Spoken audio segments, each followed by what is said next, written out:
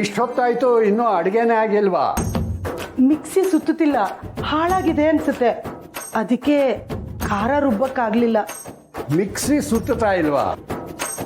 ಅಯ್ಯ, ವರ್ಷಕ್ಕೊಂದ್ಸಲ ಏನಾದರೂ ರಿಪೇರಿ ಆಗ್ತಾನೆ ಇರ್ಬೇಕಿದಕ್ಕೆ. ಇಷ್ಟು ವರ್ಷ ಪಾಪ ದಿನ ಸುತ್ತಾ ಇರುತ್ತೆ. ಇನ್ ಎಷ್ಟು ವರ್ಷ ಅಂತ ಸುತ್ತತ್ತೆ ದತ್ತಣ್ಣವ್ರೆ? ಅಲ್ವಾ ಮತ್ತೆ?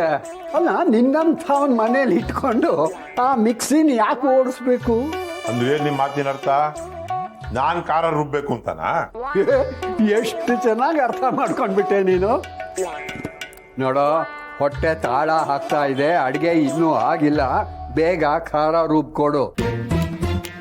ರೀ, ಇನ್ನು ಏನ್ ಮುಖ ನೋಡ್ತಿದ್ದೀರಾ? ಬನ್ನಿ.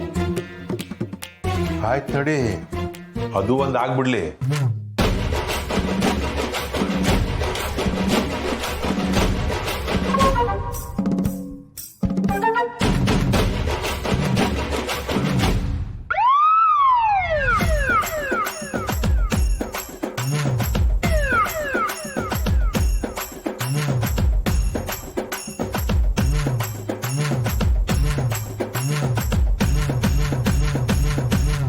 ಅಯ್ಯಮ್ಮ, ಅಯ್ಯ ಹಾಕ್ತಾನೆ ಇರ ತಂದು ತಂದು. ಇಷ್ಟು ಜನರಿಗೆ ಆಗೋದ್ ಬೇಡವಾ ರೀ? ಅಯ್ಯಮ್ಮ, ಆಗಲ್ಲಪ್ಪ ನನಗೆ. ಈ ರುಬ್ಬುಂಡ ಸುತ್ತಿ ಸುತ್ತಿ ರುಬ್ಬೋ ಅಷ್ಟರಲ್ಲಿ ನಾನು ಗುಂಡಿಗೆ ನಿಂತೋಗತ್ತೆ ಅಷ್ಟೇ. ಅಯ್ಯಪ್ಪ, ಅಯ್ಯ. ಏನೂ ಆಗಲ್ಲ, ರುಬ್ಬು. ಈ ಥರ ರುಬ್ಬಿದ ಖಾರನ ಅಡುಗೆಗೆ ಹಾಕಿದ್ರೆ ರುಚಿ ಜಾಸ್ತಿ ಕಣೋ. ಅದು ಅಲ್ಲದೆ ಆರೋಗ್ಯಕ್ಕೂ ಒಳ್ಳೇದು. ಹೌದೌದು, ನಿಮ್ಮ ಆರೋಗ್ಯಕ್ಕೇನೋ ಒಳ್ಳೇದು, ಆದ್ರೆ ನನ್ನ ಆರೋಗ್ಯದ ಕತೆ ಹೇಳಿ. ಈಗೇನು ಮಿಕ್ಸಿ ರೆಡಿ ಮಾಡ್ಬೇಕು ಅಷ್ಟೇ ತಾನೇ? ನಾನ್ ಮಾಡ್ತೀನಿ ಬಿಡಿ. ಹಲೋ, ನೀನು ಮಿಕ್ಸಿನ್ ರೆಡಿ ಮಾಡ್ತೀಯಾ? ಯಾಕೆ ಡೌಟಾ? ನನಗೆ ಬರದೇ ಇರೋ ಕೆಲಸ ಯಾವ್ದಿದೆ ದತ್ತಣ್ಣ ಈ ಭೂಮಿ ಮೇಲೆ? ನಾನ್ ಗೊತ್ತಲ್ಲ. ಸಕಲ ಕಲಾ ವಲ್ಲಭ. ಓ, Anasuya, cutting plier, screwdriver ತಗಂಬ, ಹೋಗ್ ಜಾಗ ಬಿಡಿ.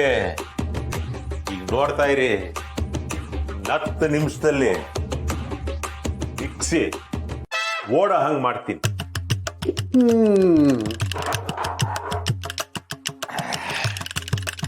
ಹಿಡಿಲಿ, ದೂರ ನಿಂತ್ಕೋ, ಶಾಕ್ ಹೊಡಿಯಂತೆ.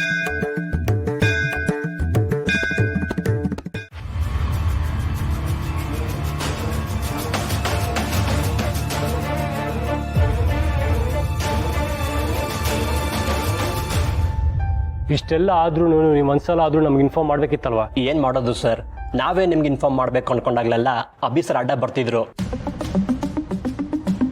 ಇದರಿಂದ ಮುಂದೆ ಕಷ್ಟ ಆಗುತ್ತೆ ಅಂತ ನಾವೇ ನಿಮ್ಮ ಹತ್ರ ಮಾತಾಡಬೇಕು ಅಂತ ಅನ್ಕೊಂಡ್ವಿ ಸರ್. ಅಷ್ಟೊಂದು ದಿನದಿಂದ ಕಂಪನಿ ಲಾಸಲ್ಲೇ ನಡೀತಿದೆ ಅಂತ ನನಗೇನೋ ಒಂದು ಚಿಕ್ಕ ಡೌಟ್ ಬಂದು ಇವ್ರನ್ನೆಲ್ಲ ಕರೆಸ್ದೆ. ಈಗ ಕ್ಲಾರಿಟಿ ಸಿಗ್ತಾ ಇದೆ.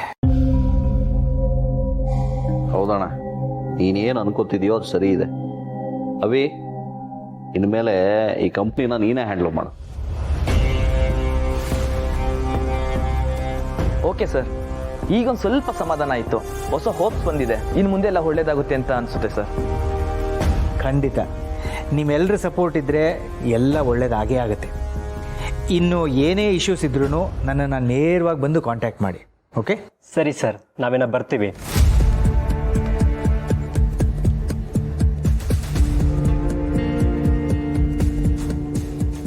ಆಯ್ತಾ ನಿಮ್ಮ ಮಾತುಕತೆ ಎಲ್ಲ? ನನ್ನ ಕಂಪ್ನಿ ಎಂಪ್ಲಾಯೀಸ್ನ ಕರೆಸಿ ನನ್ನೇ ಆಚೆ ಕಳಿಸಿ ನೀವೆಲ್ಲ ಮಾತಾಡ್ತಾ ಇದ್ದೀರಾ? ಈ ಥರ ಅವಮಾನ ಮಾಡಬೇಕು ಅಂತ ಕಾಯ್ತಾ ಇದ್ರಿ ಅಲ್ವಾ?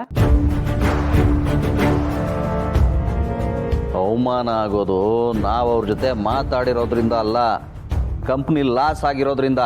ಕಂಪ್ನಿ ಅಂದಮೇಲೆ ಪ್ರಾಫಿಟ್ ಲಾಸು ಇದ್ದೇ ಇರುತ್ತೆ.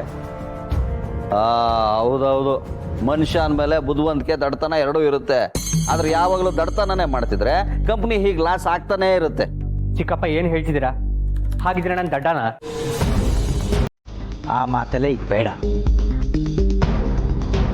ಸದ್ಯಕ್ಕೆ ನೀನು ಕಂಪನಿ ಕಡೆ ಹೋಗೋ ಅವಶ್ಯಕತೆ ಇಲ್ಲ.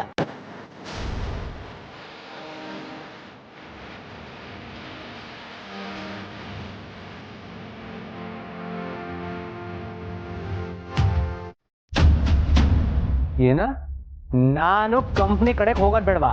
ಅದು ನನ್ನ ಕಂಪ್ನಿಗೆ. ನೀನು ಮಾಡಿರೋ ಎಡವಟ್ಟುಗಳು ಒಂದ ಎರಡ, ಅದನ್ನೆಲ್ಲ ಸರಿ ಮಾಡೋದಕ್ಕೆ ಏನಿಲ್ಲ ಅಂದ್ರೂ 6 ತಿಂಗಳು ಬೇಕು. ಈಗ ನಾನು ಅವಿ ಎಲ್ಲ ಸೇರ್ಕೊಂಡು ಅದನ್ನು ಸರಿ ಮಾಡಬೇಕು ಅನ್ಕೋತಾ ಇದ್ದೀವಿ. ಇಂಥ ಟೈಮಲ್ಲಿ ನೀನು ತಲೆ ಹಾಕಿ ಮತ್ತೆ ಅದನ್ನೆಲ್ಲ ಹಾಳು ಮಾಡಬೇಡ. ಕಂಪ್ನಿ ಜಾಗದಲ್ಲಿ ರೆಸಾರ್ಟ್ ಕಟ್ಟಕ್ಕೆ ಹೋಗಿ ಎಷ್ಟೆಲ್ಲ ಎಡವಟ್ಗಳಾಗಿದೆ ಅಂತ ಗೊತ್ತೇ ಇದೆ. ಈಗ ಅದೇ ಎಡವಟ್ಗಳು ಟೆಂಡರ್ ವಿಷಯದಲ್ಲಿ, ಪ್ರಾಜೆಕ್ಟ್ ವಿಷಯಗಳಲ್ಲಿ ಮಾಡ್ತಿದ್ಯಾ. ಅದನ್ನೆಲ್ಲ ಸರಿ ಮಾಡೋಕ್ಕೆ ಎಷ್ಟು ಟೈಮ್ ಬೇಕು ಅಂತ ಗೊತ್ತಾ ನಿನಗೆ?